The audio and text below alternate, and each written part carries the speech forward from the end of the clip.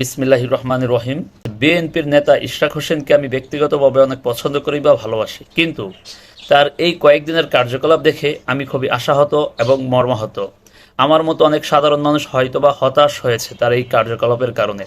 তার জন্য ঢাকা শহরের প্রায় অধিকাংশ জায়গা অচল হয়ে গেছে। তার মতো একজন ব্যক্তিত্ববান মানুষ যদি ক্ষমতার জন্য এইভাবে সাধারণ মানুষকে কষ্ট দিতে পারে, তাহলে অন্যান্য নেতাকর্মীরা কি করতে পারে কল্পনার বাহিরে।